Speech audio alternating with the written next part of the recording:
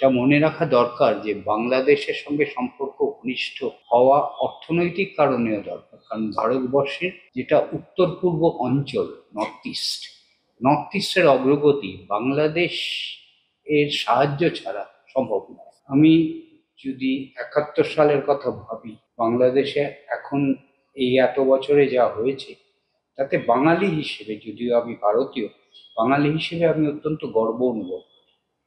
কারণ এই একটি দেশ, অত্যন্ত দ্রুত এই দেশের অগ্রগতি হয়েছে। দেশের অগ্রগতি শুধু হয়েছে তা না, দারিদ্র্য কমেছে, শিক্ষা, স্বাস্থ্য প্রত্যেকটি মাপকাঠিতেই বাংলাদেশ অত্যন্ত দ্রুত গতিতে এগিয়ে গেছে। আপনি যেমন বললেন, বাংলাদেশকে আর এলডিসি বলা চলে। স্যার, আপনাকে আমাদের আন্তরিক ধন্যবাদ যে আপনি আমাদের সময় দিয়েছেন। এশিয়ার একজন বরেণ্য অর্থনীতিবিদ হিসাবে আমরা প্রথমেই জানতে চাইব স্যার যে এই অঞ্চল সাম্প্রতিক দশকগুলোতে অনেকটাই বদলে গেছে এবং এই অঞ্চলের যে আর্থসামাজিক গতিপ্রবাহে অনেক পরিবর্তন এসেছে। সে বিষয়ে স্যার যদি আপনি একটু মূল্যায়ন করেন। এটার উত্তরটা খানিকটা নির্ভর করছে দক্ষিণ এশিয়া বলতে আমরা কি বুঝি তার উপর। আমার ইঙ্গিতটা হচ্ছে পাকিস্তানের প্রতি। পাকিস্তানকে যদি ছেড়ে দেয়, বাকি দেশগুলো অর্থনৈতিক অগ্রগতি কিন্তু বেশ ভালো হারে হচ্ছে। আলাদা আলাদা দেশের আলাদা আলাদা, ভারতবর্ষের তো বটেই, বাংলাদেশের অর্থনৈতিক অগ্রগতি ভালোই হচ্ছে। নেপালের নিজস্ব কিছু সমস্যা আছে, শ্রীলঙ্কারও মোটামুটি ভালোই অবস্থা, ভুটানেরও ভালোই অবস্থা।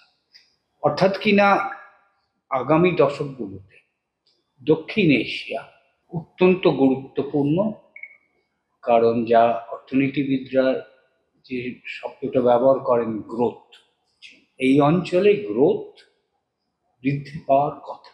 স্যার, ভারতের এই দশকের অর্থনৈতিক যে পরিবর্তন, সেটাকে স্যার আপনি কিভাবে দেখেন? দেখুন, ছোট্ট করে এটা বলা একটু শক্ত, কিন্তু গত 10 বছরে অসম্ভব দ্রুত হারে, যেটাকে আমরা ফিজিক্যাল ইনফ্রাস্ট্রাকচার বলি, শারীরিক পরিকাঠামো, তার উন্নতি হয়েছে। ভারতবর্ষে কেউ এলেই সেটা চোখে পড়বে। রাস্তাঘাট, রেলওয়ে, এয়ারপোর্ট। একই সঙ্গে গরিবদের জন্য বিশেষ কিছু স্কিম আছে, তার ফলে গরিবদেরও খুবই উন্নতি হয়েছে। কারণ আমি আগে গ্রোথ শব্দটা ব্যবহার করলাম, গ্রোথ শব্দটা তো যদি গরিবদের লাভটাতে না হয়, যদি দারিদ্র না কমে, তাহলে তো গ্রোথের কোনো মানে হয় না। মূল পরিবর্তন যেটা হয়েছে, একটা হচ্ছে তো শারীরিক পরিকাঠামো অত্যন্ত উন্নতি হয়েছে। আপনি দেখবেন টয়লেট তৈরি হয়েছে, এলপিজি গ্যাস সরবরাহ করা হচ্ছে, বিদ্যুৎ সরবরাহ করা হচ্ছে। স্বচ্ছ ভারত অভিযানের ফলে অনেক পরিষ্কার হয়েছে ভারতবর্ষ। এইগুলো হচ্ছে মূল পরিবর্তন। এই ভারতবর্ষ তো মূলত বহু বৈচিত্র্যের মাঝে যে ঐক্য, তার প্রতীক। ভারত সে স্বাতন্ত্র্য নিয়ে এগোতে পারছে তো বটেই, এটা সম্ভবত বলা দরকার যে যখন ভারতবর্ষ স্বাধীন হয়, তখন কিছু লোকের সন্দেহ ছিল যে স্বাতন্ত্র কারণে ভারতবর্ষ টিকতে পারবে কিনা। বিখ্যাত উক্তি আছে উইনস্টন চার্চিলের, ভারতবর্ষ স্বাতন্ত্র্য নিয়েই অগ্রগতি হয়েছে, অটুট আছে একটি ভৌগোলিক এন্টিটি হিসেবে, এবং একটা অর্থে এই স্বাতন্ত্র্যটাই ভারতবর্ষের জোর, স্ট্রেংথ। সেই স্বাতন্ত্র্যটাকে ধরে রাখবার জন্য আপনার দৃষ্টিভঙ্গি থেকে কি কি ইনিশিয়েটিভ থাকা উচিত বলে আরো মনে করেন? ভারতবর্ষ এমন একটা দেশ যেখানে নানা রকম ভাষা আছে। আপনি চীন ধরুন, আমেরিকা ধরুন, যে কোনো দেশই ধরুন, ভাষা মূলত একটাই। ভারতবর্ষে দেখবেন সংস্কৃতি সঙ্গে ভাষার একটা খুব ঘনিষ্ঠ যোগাযোগ আছে। ভাষা ছাড়া আমরা সংস্কৃতির কথা ভাবতে পারি না।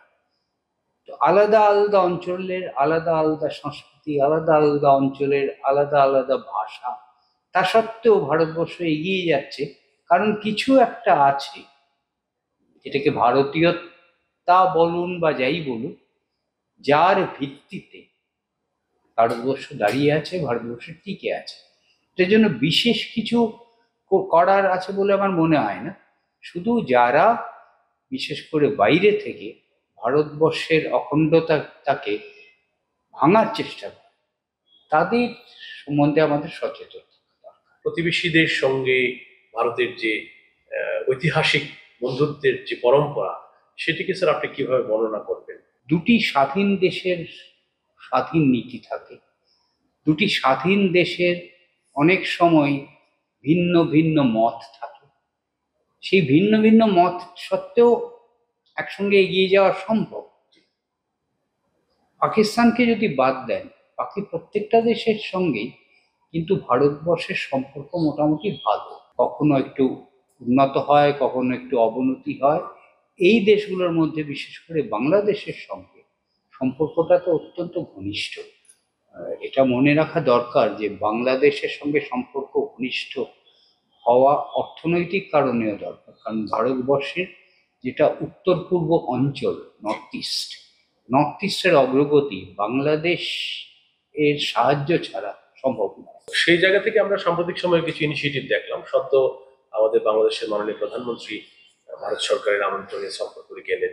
সেখানেও এই প্রসঙ্গগুলো বারবার উচ্চকিত হয়েছে, এবং বিশেষ করে কানেক্টিভিটির ক্ষেত্রে যেই নতুন করে যেই ঐক্যমতে পৌঁছেছে দু দেশ। ভারতবর্ষ যখন স্বাধীন হয় তখন হঠাৎ দেশটার বিভাজন হয়ে যায়। তার আগে যেটা আজকে বাংলাদেশ এবং তৎকালীন পূর্ব পাকিস্তান ছিল, তার সঙ্গে একটা অঙ্গাঙ্গিভাবে যুক্ত ছিল এই ধারে পশ্চিমবঙ্গ, ওই ধারে আসাম, এমনকি বার্মা পর্যন্ত। হঠাৎ সেই সম্পর্কটা বিচ্ছিন্ন হয়ে যাওয়ার ফলে আপনি রেল সংযোগ বলুন, রাস্তা বলুন, এগুলো বিচ্ছিন্ন হয়ে যায়। অনেক বছর লেগেছে আমাদের এগুলো ধীরে ধীরে ধীরে ধীরে আবার শুরু করতে। তার মধ্যে এই কানেক্টিভিটি, আপনি বলছেন কানেক্টিভিটির মধ্যে রোড আছে, রেলওয়েজ আছে, পোর্টস আছে, জল আছে, ওয়াটারওয়েজ আছে।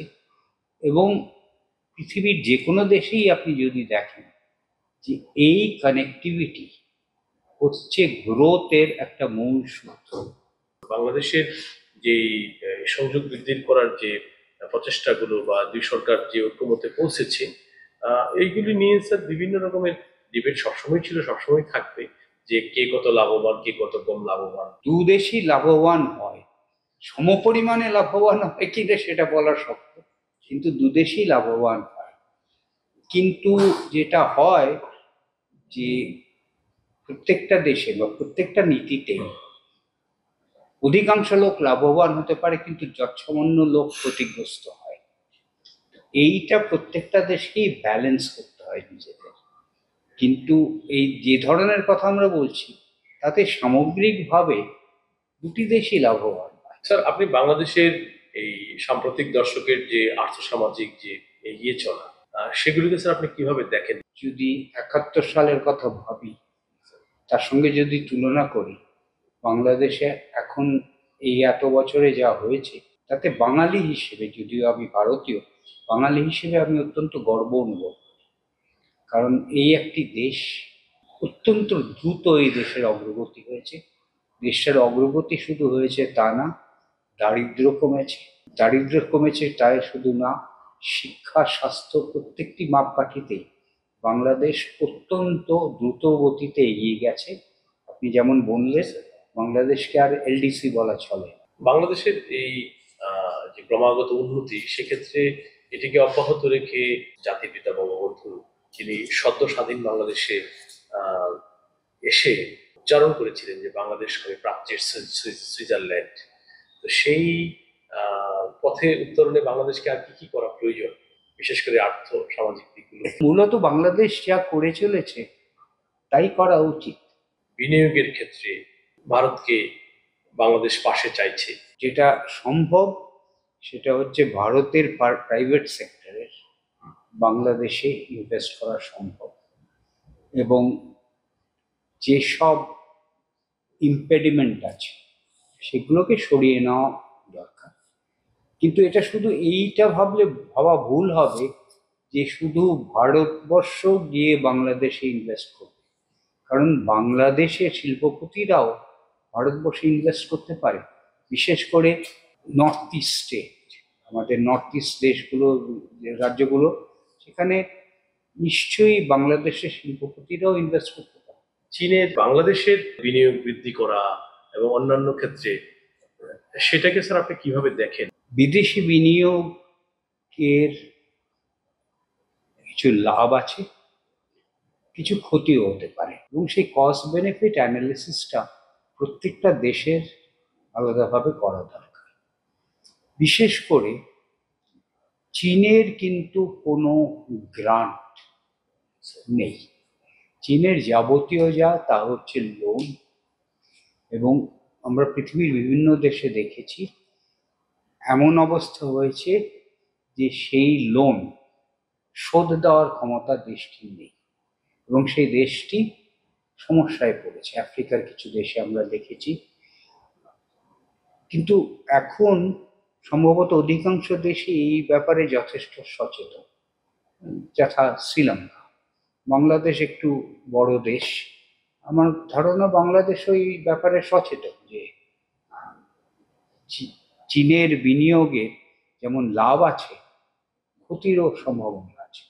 এই বাংলাদেশ ভারতের মতো দেশগুলো নতুন করে কোনো সংঘাতে না জড়িয়ে এক ধরনের শান্তির প্রবর্তনা দিচ্ছে। সমকালীন বিশ্ব ব্যবস্থায় যেসব দেশ তাদের অগ্রগতি চাইছে, যাতে ডেভেলপিং কান্ট্রি বলা হোক বা এলডিসি বলা হোক, কিন্তু তাদের অগ্রগতি ব্যাহত হচ্ছে তথাকথিত ডেভেলপ দেশের আচরণের ফলে।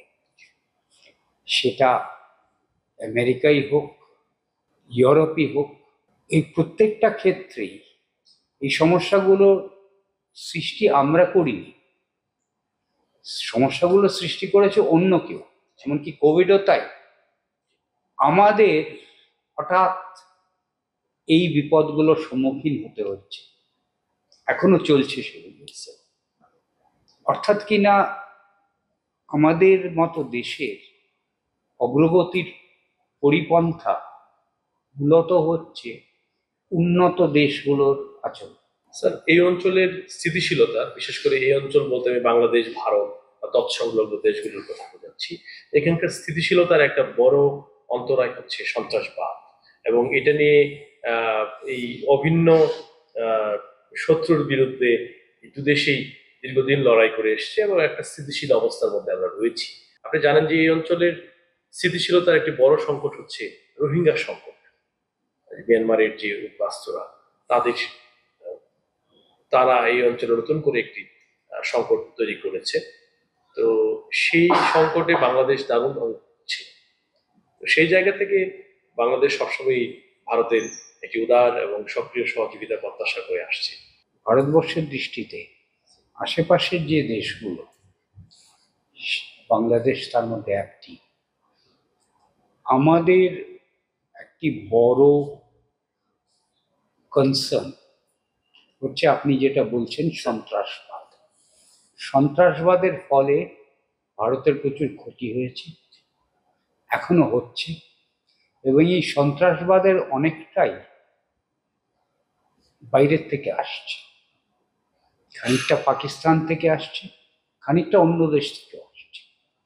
ফলে যদি আশেপাশের দেশগুলোর সঙ্গে সহযোগিতার কথা বলেন, তাহলে ভারতবর্ষের পক্ষে এই সহযোগিতা শুধু অর্থনৈতিক নয়, এই সহযোগিতার একটা মূল অঙ্গ হচ্ছে সন্ত্রাসবাদের বিরুদ্ধে কি করা যায়।